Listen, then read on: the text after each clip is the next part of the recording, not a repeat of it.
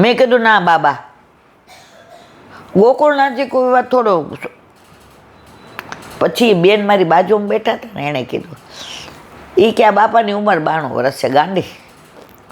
આ એનું એ જાણે ને એટલું અમે નથી જાણતા. તો મને કે અહીંયા શૃંગાર ઘાટ ઉપર ગોકુળનાથજીના વિવાહના શૃંગાર કર્યા હતા. એટલે તને યમુનાજીના શૃંગાર કરવાનું મન થાય ને તો અહીંયા કરજે શૃંગાર ઘાટ ઉપર. મેં કીધું કેવી રીતે? એ કે ફૂલનો મુગટ, ફૂલનો શેરો, ફૂલના માળાજી, ગુલાબના બાજુબંધ, કર્ણફૂલ. મેં તો એવું કોણ કરી દે? તારે કરવું જ? મેં તો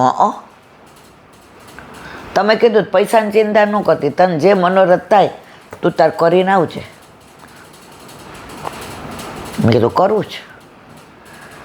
તો મને કે આટલી ન્યોછારો. મેં તો ભલે.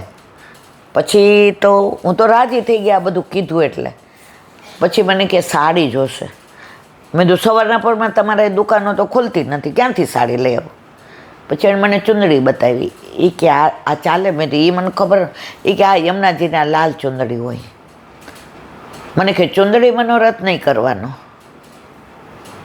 તારે. બધાની એણે વાત નહોતી કરી તારે, પણ તારે આ કરવું હોય. પછી પગના સાંકળા, વીંછિયા, ચાંદલા, કંકુ, મહેંદી, બધું મને લિસ્ટ. મેં તો એ બધું લઈ આવજો, મને અહીંયા કાંઈ આવડે નહીં. પછી મને કે આટલી ન્યોછાવર થશે. મેં તો કાંઈ વાંધો નહીં. પછી ઘરે ગઈ એટલે આ લોકો તૂટી પડ્યા. આરતી તો ક્યારે નહીં થઈ ગઈ. આ નીચે બધાય આવી ગયા. અમારી રૂમ ઉપર હતી, જે બેનની ભેગી ગઈ હતી ને એ બેને રૂમ બંધાવી હતી. એટલે ગેસ ને વાસણ ને સાણસી ને બધું ખાલી અમારે બધું કાચી સામગ્રી.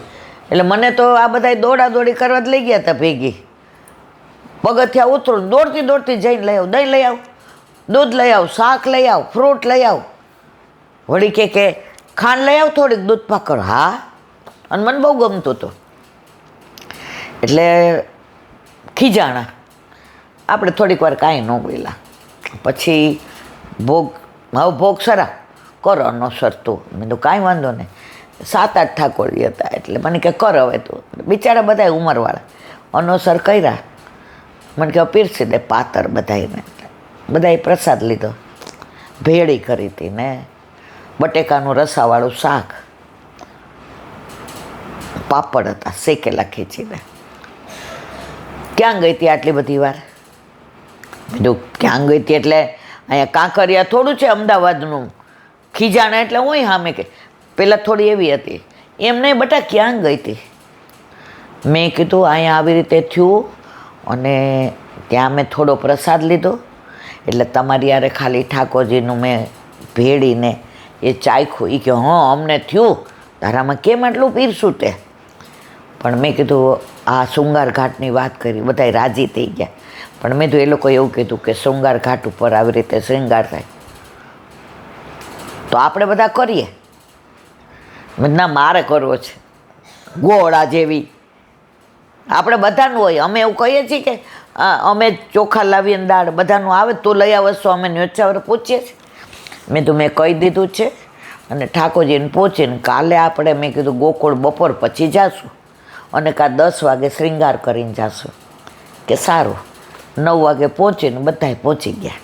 અને જે એમણે શૃંગાર ઘાટ ઉપર યમુનાજીના ને ઠાકોરજીના ફૂલના શેરાથી માંડી, ગુલાબના માળાથી માંડીને જે શૃંગાર કર્યા, ચારીજી ત્યાં ભર્યા, ભોગ ધર્યા, ધોતી ઉપરનો ને ચૂંદડી ને કીર્તન કર્યા. વાંદરા એટલા 4 જણા લાકડી લઈને બેઠા હતા.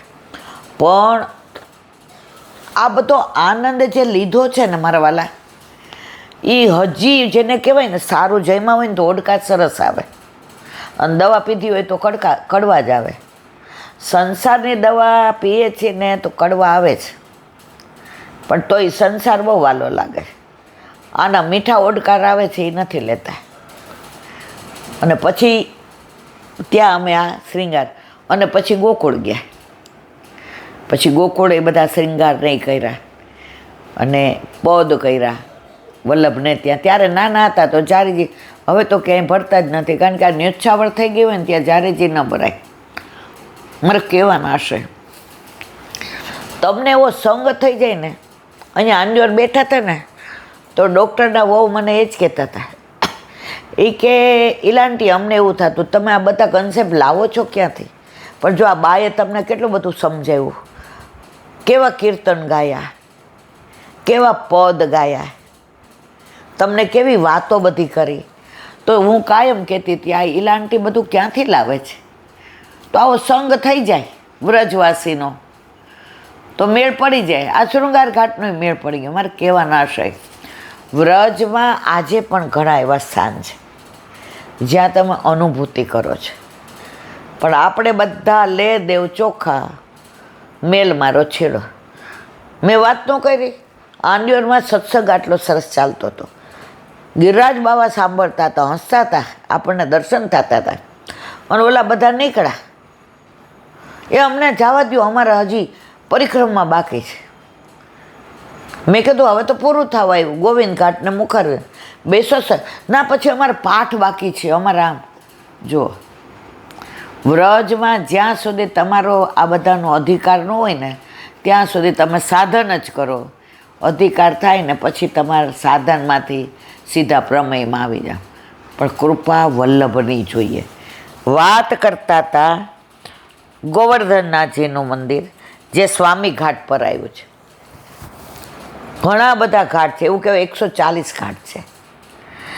કલાકૃંદના ત્યાં ખૂબ છે. અત્યારે ત્યાં કોઈ સ્વરૂપ બિરાજતું નથી. વડોદરા રાજ્યના કામદાર શ્રી બાબુ શેઠે 1886માં બંધાવ્યાનું કહેવાય છે. કાંકરોલીનું મંદિર છે. હવે કાલે આવશે સતગરા. બોલો વલ્લભાતી. વ્રજની વાતો આવે ને એટલે આમ હવે દિવાળી ઉપર આ લોકો શ્રીલંકા ફરવા જાય છે, બરાબર.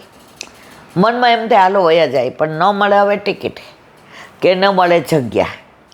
પણ મન તો થઈ જ જાય છે કે 10 જાય એકલા રહીએ એના કરતાં વ્રજમાં જઈ આવીએ. ગિરિરાજ બાવાના દંડવત થાય, ચરણ સ્પર્શ, યમુના પાન થાય, આટલા વૈષ્ણવ મળે દિવાળી ઉપર. પણ અત્યારે કોઈ શક્યતા છે નહીં. પણ આપણે મનોરથ કર્યો છે કે મહારાણીમાં બોલાવે ને ક્યાંક મેળ પડી જાય તો 10 પાછા વ્રજમાં જઈ આવીએ. બોલો ભાઈ, કોઈ ફોન બોન કરતા નહીં મારવાલા. કારણ કે આ તો મનોરથ છે. બાકી તમને કે મને હવે ન ટિકિટ મળે કે ના હવે ક્યાંય રહેવાની જગ્યા મળે, પણ મનોરથ તો કર્યો છે. ક્યારે સિદ્ધ કરી દે. જેને વિઠ્ઠલ નાથ વિચારે રે એને પ્રગટ પદાર્થ ચારે રે. બોલો વલ્લભ. હું એ બોલતી હોય ને તો મારા ઘરમાં મને તમારે બધા વાતો કરતી હોય ને એવું લાગે. મને એવું લાગે જ નહીં સત્સંગ કરું છું એટલે ઘરની વાતો એ બહાર થઈ જાય. કારણ કે તમે હું ઘરના જ છીએ. કેમ ઘરના? તમે પરણેલા પ્રભુ આરે અલૌકિક લગ્ન, મારા લગ્ન. ચલ સખી સોતન કે ઘરે જઈએ, માન ઘટે તો કहाँ ઘટે, પીયું કે દર્શન તો પઈએ. તો ઘરમાં જે વાત થતી હોય એ બધી તમને કહી દઉં. ઘણીવાર મને ઘણાય ખીજાય ખરાક, બધું ન બોલાય. પણ મારા વાલા, હવે મારામાં તમારામાં ક્યાં અંતર છે?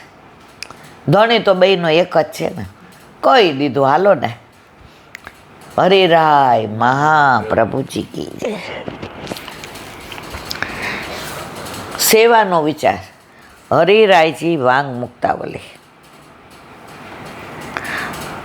તદર્થ વ્યર્થ વચનમ કૃતિ સાધ્યમ પરિત્યજિત. ગુજરાતી. સેવા માટે વ્યર્થ વચન કહેવું નહીં, ખોટું બોલવું નહીં. એ મુખરતા દોષ છે. એ દોષ મોટામાં મોટો છે. મારી કૃતિથી જ આ બધું બને છે એમ માનવું નહીં. જીવની કૃતિથી જે સિદ્ધ થતું હોય તેનો પરિત્યાગ કરવો. જેમ કે સાધન સંપત્તિથી પ્રભુ કદાપી પ્રસન્ન થતા નથી એમ સુબોધિનીજીમાં કહ્યું છે. સેવામાં ઘણા આડંબર કરે. જે કહેતા હતા એ કે એક બેન એવા જેનું ઓળખું છું, કોઈ વૈષ્ણવને પ્રસાદ લેવા બોલાવે ને એ દિવસે ઠાકોરજીને એવા સરસ શૃંગાર કરે ને સામગ્રી એટલી બનાવે ને આમ ઘડી ઘડી હાથ ખાસા કરે ને પોતે. હવે ઓચિંતામાં તમે એના ઘરે જાઓ ને ત્યારે ખેલ જોવા જેવો હોય. સેવામાં આડંબર નહીં. તમને જે કરાવે છે પ્રભુ કરાવે છે, તમે નથી કરતા મારા વાલા.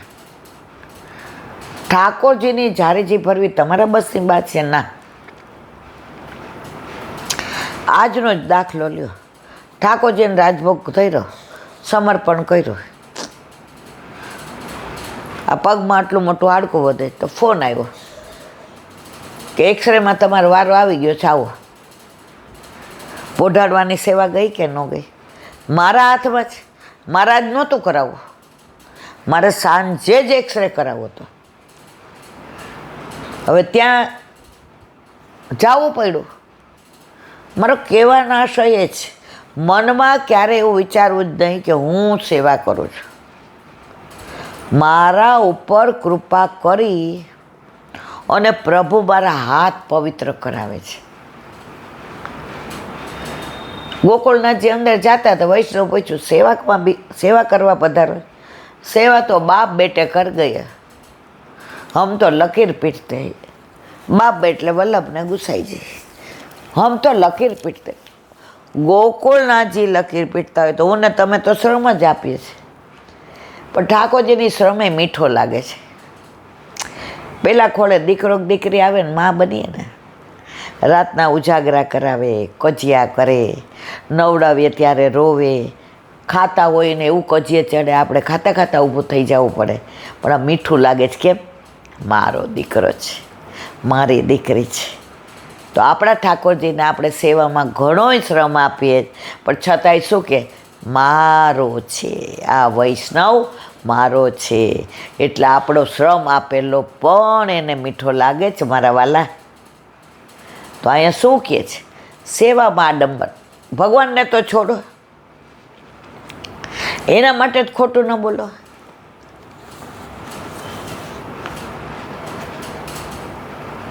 શરૂઆતમાં સત્સંગમાં ક્યાંય જાતે ન કરવા, હવે તો થોડી તબિયતના હિસાબે ઓછી જાઓ તો આપણે પૂછીએ કેટલાને ઘરે ઠાકોરજી બિરાજે છે? બધા હાથ ઊંચો કરે. હું તો એવી રાજી થાઉં કે હા લગભગ બધાને ઘરે. પછી એકવાર એક ભગવદી મારી ભેગા આવ્યા ગાડીમાં, ત્યાં તો હું ગાડી ચલાવતી.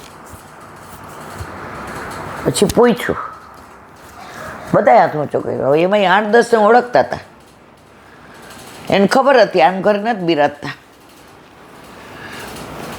એટલે મને કહે પૂછ તો ખરી કેટલાને કોને પુશ કર્યા જ. મેં મને કે આપણે ખબર પડે ને.